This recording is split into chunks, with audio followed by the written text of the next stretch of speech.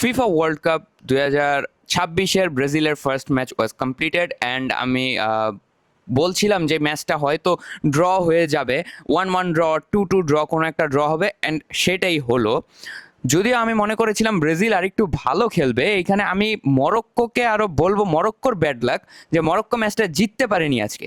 এটা মরক্কোর bad luck ছিল, কারণ ব্রাজিল এতটা মানে আমি বলবো না যে খুব খারাপ খেলেছে, বাট ব্রাজিল সুলভ খেলতে পারেনি ভাই। আমাদের পেশেন্স রাখা উচিত।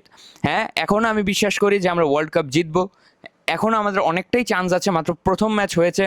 যদি আমাদের কয়েকটা জায়গায় আমরা উন্নতি করতে পারি বা আমাদের কয়েকটা জায়গার পাজলগুলো যদি আমরা মিলিয়ে নিতে পারি, তাহলে হয়তো আমাদের ফুটবলে মানে নেক্সট ম্যাচটা আমরা হয়তো জিততে পারি বা তারপর থেকে আমরা জিততে পারি। যদি আজকে খেলায় আমি ইন্ডিভিজুয়ালের কথা বলি বা আমাদের স্টেপ বাই স্টেপ যদি বলি, তাহলে ফার্স্টেই আমি অ্যাটাক লাইনে বলবো। অ্যাটাক লাইনে আমাদের Vinicius junior, he stepped up. Vinicius junior stepped up today. Vinicius junior যে একটা গোল দিয়েছে, সেই গোলের মধ্যে পুরোভাবে প্রায় আপনি 90%ই যদি আপনি ভিনিসিয়াস জুনিয়রকে দিয়ে দেন যে ফুল credit goes to Vinicius junior, কোনো ভুল হবে না, বিকজ এটা পুরো তার ইন্ডিভিজুয়াল ব্রিলিয়েন্সে তিনি এই গোলটা করে বের হয়ে এসেছেন। অ্যান্ড তারপরে যদি আমি আর বাকি দুজন ফরওয়ার্ডের কথা বলি, ইগোর থিয়াগো অ্যান্ড আরেকজন হল আপনার রাফিনিয়া।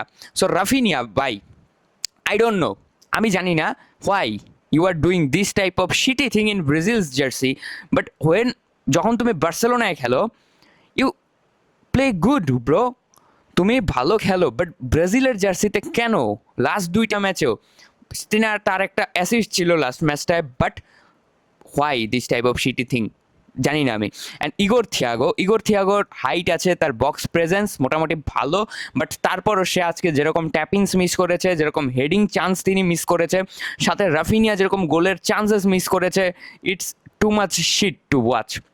তারপর যদি আমি বলি মিডফিল্ডে Lucas Paqueta, Bruno Guimaraes and আপনার এখানে কাসিমিরো, তিনজনকে একা খেয়ে ফেলেছে বুয়াদি দ্য বলার। ভাই বুয়াদি শো হিজ ক্লাস টুডে।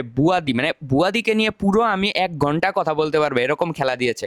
তার প্রেজেন্স, তার on the ball, of the ball তার মুভমেন্ট, তার অন দ্য বল খেলা, বল কন্ট্রোল, ডিফেন্সে সহযোগিতা করা, পাসেস, অ্যাকিউরেসি, তার 90% পাসিং অ্যাকিউরেসি ছিল আজকে ভাই। জাস্ট ইম্যাজিন, তিনি প্রায় 20টার উপরে মনে হয় পাস খেলেছেন বা কাছাকাছি, প্রায় every one was accurate passes. So Bouaddi was brilliant. And Bouaddi মানে তিনি অফ দ্য বল মুভমেন্টগুলো বুয়াদির যেরকম ছিল, যেমন ফার্স্ট গোল আমরা যেটা কনসিড করি, যে গোলটা আপনার ব্রাহিম দিয়াজের একটা পাস থেকে, দারুণ একটা পাস, ওইখানে অনেকের ডিফেন্সেরও ভুল দিতে পারেন, মার্কিনিওস অ্যান্ড আপনার ওইখানে গ্যাব্রিয়াল মাগালাইস, দুইজনের একটা ভুল। আমি বলবো যে গ্যাব্রিয়াল মাগালাইসের সেখানে ফার্স্টেই বলটাকে ডিফ্লেক্ট করে দেওয়ার, বলটাকে ক্লিয়ার করে দেওয়ার একটা সুযোগ ছিল, বাট সে সেইখানে সুযোগ করে দেয়নি, অ্যান্ড সাইবারির কাছে বলটা পাস যায়। তারপর সাইবারির what a finish from Saibari, brilliant. But যার খেলা আমার মোটামুটি ভালো লেগেছে, ডগলাস সান্টস, তিনি মোটামুটি ভালো খেলেছে এবং ভালো কিছু উপরে গিয়ে ক্রসেসও দিয়েছিল, সেখান থেকেও আমরা গোল পাইনি। সো আমি ফরওয়ার্ড লাইনে আমি বলবো আমাদের নাম্বার 9-এর পাজেলটা মেলাতে হবে।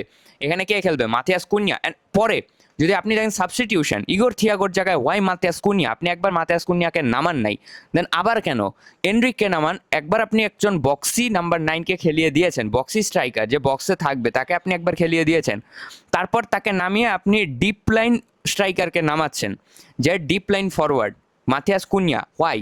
আপনি সেখানে এনরিককে খেলান, এনরিক সেখানে বক্স প্রেজেন্স দিতে পারতো কয়েকটা জায়গায় লাস্টের দিকে, যেখানে আমাদের বক্সে বল এসেছে কিন্তু আমাদের স্ট্রাইকার নাই, সেই জায়গায় এনরিক গিয়ে গোল দিয়ে আসতে পারতো হয়তো। আমি জানি না গোল দিত কি দিত না, বাট সে পারতো।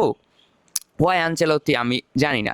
অ্যান্ড তারপর যদি আমি বলি আমাদের সবচেয়ে খারাপ যে পাজেলটা মেলানো দরকার, সেটা হলো আমাদের রাইট ব্যাকে ওয়েসলের জায়গায় ইবানেসকে খেলানো হলো। ইবানেস ফুললি মানে যদি বলি হেগেছে আজকের ম্যাচে, পুরো ওয়েসলি অনেক হেগেছে, এত খারাপ মানে ওয়েসলি তো না, Ibanez, he was not good at all.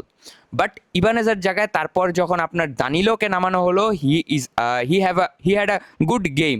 দানিলো had a good game today. আমার মতে যদি আমাদের পরের ম্যাচে প্রোগ্রেস করতে হয় বা পুরো ওয়ার্ল্ড কাপটায় প্রোগ্রেস লাগে, তাহলে দানিলোকে হতে হবে ওটামেন্ডির কথা তো সবারই মনে আছে, আর্জেন্টাইন ওটামেন্ডি, যিনি লাস্ট ওয়ার্ল্ড কাপে ওয়াজ আ ব্রিলিয়েন্ট গেম, যে সেন্টার ব্যাক রাইট ব্যাক দুই ব্যাকেই তিনি খেলেছেন এবং দুই ব্যাকেই তার ভালো পারফরমেন্স ছিল। সেরকম একটা পারফর্মার লাগবে এবং age, experience, body ability, position সব কিছু দিয়ে দানিলো will be that guy for us. দানিলো যদি ওরকম একটা ওটামেন্ডি টাইপ পারফরমেন্স দিতে পারে, ব্রাজিলের অনেক দূর যাওয়া সম্ভব, ইভেন কি ফাইনালটা জেতাও আমাদের পক্ষে সম্ভব। অ্যান্ড সবচেয়ে বড় কথা, এত কিছুর মাঝে যেই জিনিসটা আমাদের ছুটে যায়, সেই জায়গায় আপনার গোলকিপিং পজিশনে যদি আপনি বলেন, অ্যালিসন বেকার লাস্টে বাঁচিয়ে দিয়েছে। অ্যালিসন বেকার দুটো সেভ করেছে একদম লাস্টে 90+8 মিনিটের টাইমে, 98 মিনিটে তার দুটো সেভ একসাথে। একটা তো আপনার ভলি তিনি সেভ দিলেন, সেই ভলির থেকে ডিফ্লেক্টেড ওয়েতে আরেকটা আপনার শট আসতে চলেছিল এবং ওই শটটা যদি লেগে যেত it will be a goal. But সেইখানেও হোয়াট আ রিফ্লেক্স ফ্রম আপনার Alisson Becker, top notch reflex. Brazil ভালো খেলে নাই, একটুও আমি বলবো যে একদম যে খারাপ খেলেছে তা না, বাট এইটা আমাদের ব্রাজিলের থেকে আমি অন্তত এক্সপেক্ট করি না এরকম খেলা। ইয়েস, সামনের দিনগুলোতে আমাদের আরও ভালো খেলা উচিত। অ্যান্ড ব্রাজিলের খেলার একটা জিনিস যেটা আমার কাছে খুব খারাপ লেগেছে from Vinicius Junior, pressing. Vinicius Junior ভাই যতই ভালো খেলুক আজকে, he was the man of the match today, but press নাই। Why Vini, why? রিয়াল মাদ্রিদের খেলায় আমি বলি ভিনি প্রেস করে না, আজকেও ভিনি প্রেস করে নাই।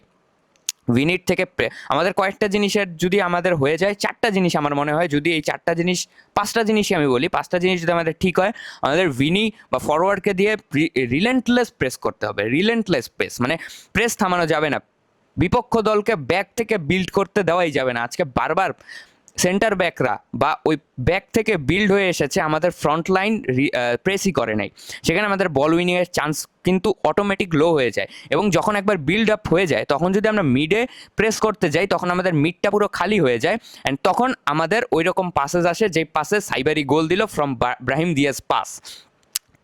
নেক্সট যেই জিনিসটা, আমাদের ড্যানিলোকে আরও ভালো খেলতে হবে ইন দ্য প্লেস অফ ইবানেজের একজন, মানে আমাদের একজন রাইট ব্যাক দরকার। এখন ইবানেজ হবেন না দানিলো হবেন সেটা কার্লো আনচেলত্তি জানেন, বাট আমাদের রাইট ব্যাকে একজন ভালো পারফর্মার দরকার।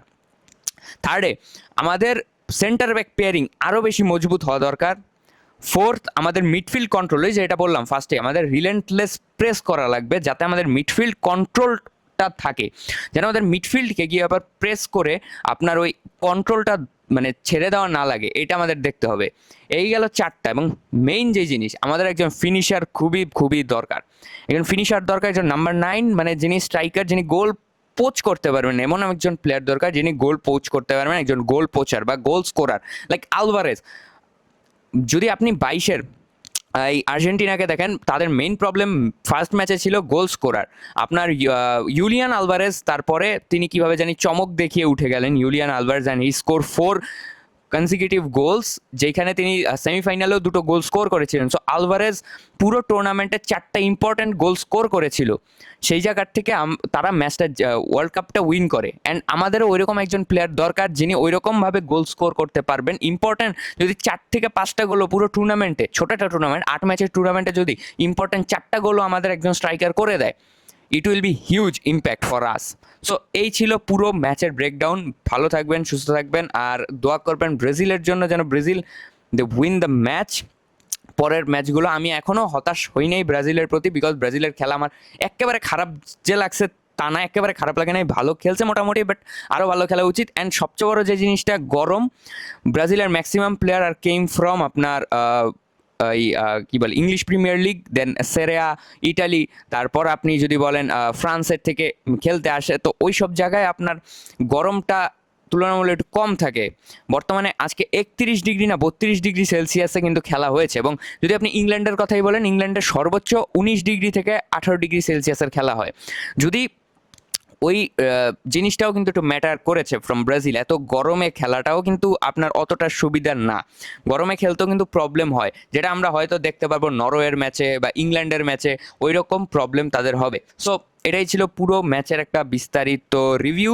ভালো থাকবেন, সুস্থ থাকবেন, আমার সাথেই থাকবেন, অ্যান্ড চ্যানেলটিকে সাবস্ক্রাইব করে দেবেন যদি ইউটিউব থেকে দেখে থাকেন, অ্যান্ড যদি টিকটক বা ফেসবুক থেকে দেখে থাকেন প্লিজ ফলো দেয়ার।